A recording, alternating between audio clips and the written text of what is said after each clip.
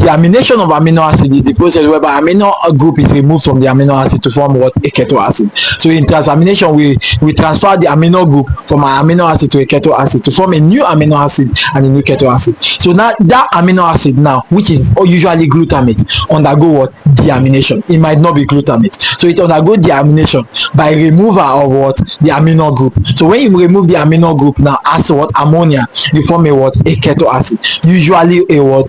Using an enzyme. So the enzyme is coordinate the deamination process of the amino acid to form the what? The keto acid, thereby releasing what? Ammonia. So ammonia is released into the mitochondria and eliminated as urea through the what? Urea cycle. So first of all, it's usually stored. So when it's stored, it is transferred to the mitochondria, where it undergoes what? Urea cycle. And in the urea cycle, it is transformed from ammonia, it transformed to urea, where it is what? Eliminated. But some of them are still stored because ammonia still helps to what? Maintain the what? Acid-base balance of the body. So it's just very simple. The oxidative form of what? Deamination, which is the oxidative deamination, usually what? Uses glutamate. So glutamate that is formed from transamination undergoes what? Oxidative deamination, whereby releasing ammonia, storing them as glutamine. Then the glutamate is now converted to what? Alpha ketoglutarate. Then now utilizing what? NADP plus to what? NADPH. So when we are reducing NADP plus, we get NADPH, eliminating ammonia. Ammonia is stored as glutamine,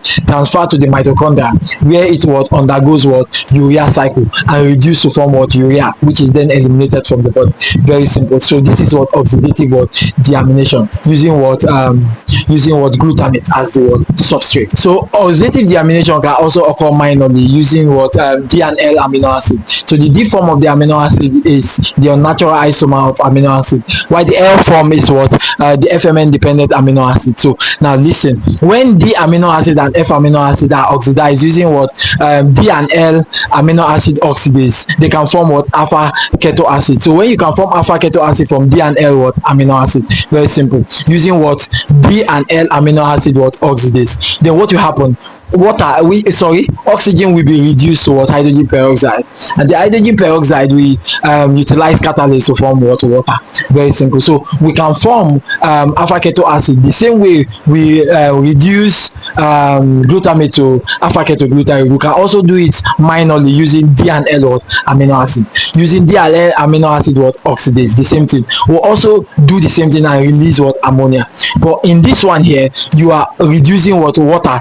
You are reducing water oxygen to what? Hydrogen peroxide, and the hydrogen peroxide utilizes catalyst to form what? Water. Very simple. From the non-oxidative deamination, unlike the oxidative deamination whereby glutamate and the D and L form of the what? Amino acid can undergo do it oxidatively, but there are some amino acids that can also undergo deamination, releasing ammonia but not oxidatively, and these are what?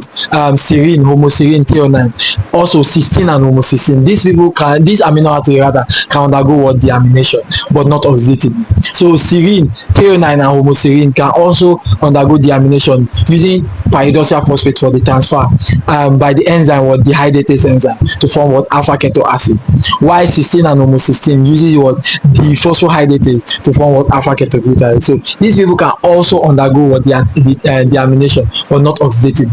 Again, serine, homoserine and threonine uses what? Dehydrogenase enzyme to form their alpha ketoglutarate coordinated by pyridoxal phosphate, while serine, cysteine and homocysteine uses the sulfohydratase enzyme to form alpha ketoglutarate coordinated by what? Pyridoxal phosphate. I hope this all made sense to you and you have understood the what? Deamination process, because we explained transamination process. Now in this deamination process, the new formed amino acid undergo what we call deamination, either oxidatively or non-oxidatively. But the amino acid that usually form is glutamate. So if glutamate undergo what? Oxidative deamination, it form alpha ketoglutarate, releasing the amino acid as ammonia to be stored as what? Glutamine, donating it to the mitochondria to remove it as what? Urea. But for the non-oxidative phase, others can also undergo what? Deamination without not oxidatively, releasing the same ammonia. So it's very simple. So I hope it all made sense and you understood deamination. So if you are just new to this channel, make sure to subscribe and turn on the post notification button so that anytime I drop a new video, you'll be sure to be notified. So I'll be seeing you in the next video. Bye.